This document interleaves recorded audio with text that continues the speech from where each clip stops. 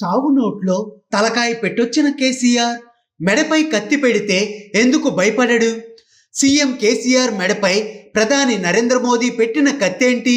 కత్తితో భయపెట్టగానే గజగజ ఆయన వణికిపోయి వరి ధాన్యం కొనకపోయినా పర్లేదని కాగితం రాసి సంతకం పెట్టి ఇచ్చిండు.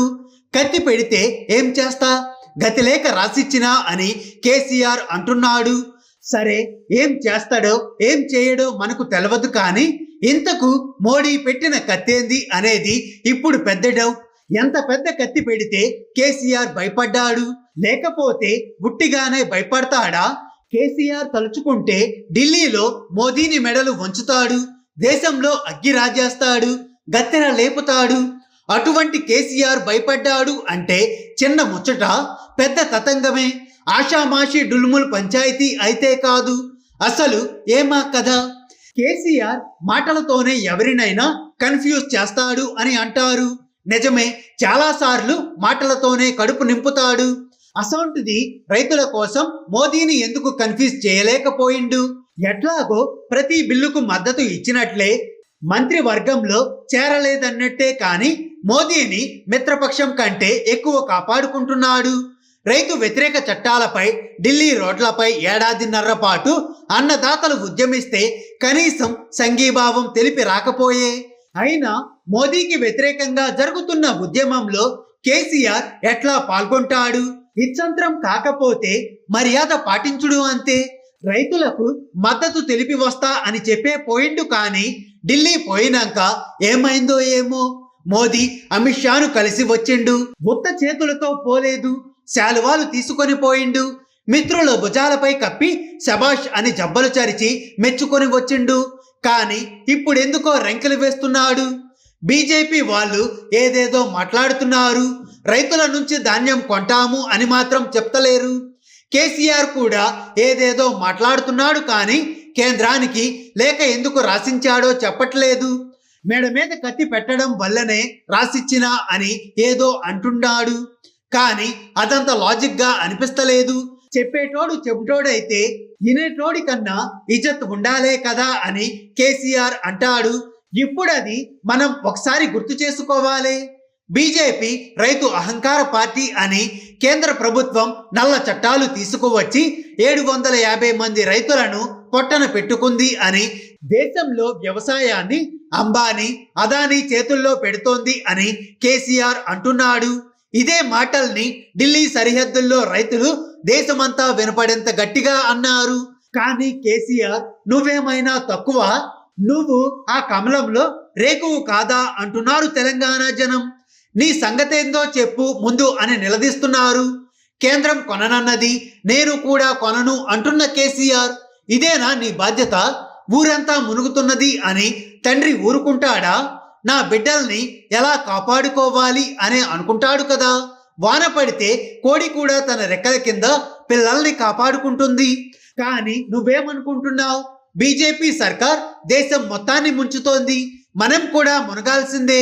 నేను కూడా మీకిచ్చే సలహా ఇదే అని అంటున్నావు అంతే కదా సారు. ఇంత దారుణంగా మాట్లాడుడు కరెక్టేనా? రైతు పండించిన పంటను రాష్ట్ర ప్రభుత్వం కొనుగోలు చేసి కేంద్ర ప్రభుత్వానికి ఇవ్వాలి. కేంద్ర ప్రభుత్వం కొనను అన్నదట, రాష్ట్ర ప్రభుత్వం కూడా కొనదట. కేంద్రం దిగివచ్చే వరకు యుద్ధం చేస్తాను అని మళ్ళీ అన్నాడు కేసీఆర్. సంకలో కూసొని శంఖారావాలు చేసుడే కానీ యుద్ధం లేదు, ఏమీ లేదు. అయితే ఇక్కడ గమనించాల్సింది ఏమిటంటే, ఆగస్టులో కేంద్ర ప్రభుత్వం ఒక వింత దారుణమైన ప్రతిపాదన చేసింది. యాసంగిలో రైతుల నుంచి పంట కొనుగోలు చేయబోం, మీరు ఎందుకు అంగీకరించాలి?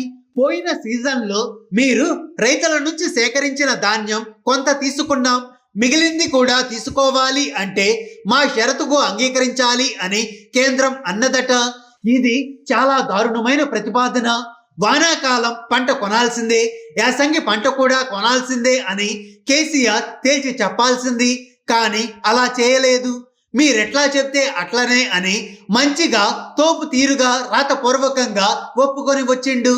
ఇప్పుడు కొట్లాడతాడంట. ఇదే ముచ్చట ఆగస్టులో తెలంగాణ ప్రజలకు చెప్పి రైతుల్ని వెంబడేసుకొని ఢిల్లీకి పోకపోతివి ఎందుకో? ఇప్పుడేమో అట్లెందుకు చేసినావు అంటే మరేం చేయాలి? మెడ మీద కత్తి పెట్టిండ్రు అంటున్నాడు. యాసంగి ధాన్యం తీసుకునే ప్రసక్తే లేదని ఆగస్టులో అంటే కేంద్ర ప్రభుత్వం కేసీఆర్ ను బెదిరిస్తే మొన్నటి దాకా బయటకు ఎందుకు చెప్పలేదు?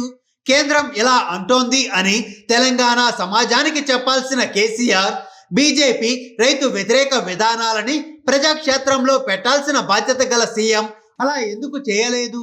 కేంద్రం చెప్పినట్టుగానే తలూపి సంతకం పెట్టి వచ్చిండు. ఈ ముచ్చట కూడా కేసీఆర్ చెప్పినవే కదా. ఇప్పుడు కేంద్రం రాష్ట్రం కలిసి ముక్త కంఠంతో చెప్తున్నాయి, యాసంగిలో రైతుల ధాన్యం కొనబోం, అమ్ముకుంటే మిల్లర్లకు వ్యాపారులకు అమ్ముకోండి, ఈ మేరకు ఒప్పందం చేసుకోండి. ఇది క్లియర్. ఇద్దరిది ఒకటే మాట. ఇదే కదా సాగు చట్టాల్లో కూడా చెప్పింది. దేశంలో పైకి సాగు చట్టాలు రద్దు చేస్తాము అని కేంద్ర ప్రభుత్వం చెప్తోంది, కానీ అప్రకటిత విధానాల ద్వారా వాటినే అమలు చేస్తోంది. రైతులు పండించిన ధాన్యాన్ని కేంద్రం కొనదు, రాష్ట్రం కొనదు. మోదీ కేసీఆర్ ఒకరిపై ఒకరు బురద చల్లుకుంటున్నారు, కానీ ఇద్దరి మీద పడదు. ఎవరి మీద పడుతోంది అంటే రైతుల మీద పడుతుంది. రైతుల నోట్లో మట్టి కొడుతున్నారు ఇద్దరూ కలిసి. టిఆర్ఎస్ బీజేపీ రెండు జట్లుగా కనిపిస్తున్నా ఆడేది మాత్రం ఒకటే ఆట. అది అన్నదాతల జీవితాలతో చెలగాటం. సాగు చట్టాల అప్రకటిత అమలు, వ్యవసాయాన్ని కార్పొరేట్ కంపెనీలకు అప్పగించడం. ఇందుకు కేసీఆర్ కూడా ఒప్పుకున్నాడు, సంతకం పెట్టిండు. కేసీఆర్ మెడ మీద కత్తి పెట్టగానే కాగితంపై సంతకం పెట్టిండు. కానీ అవి ఫామ్ హౌస్ పత్రాలు కాదు, పదవీ రాజీనామా పత్రాలు కాదు.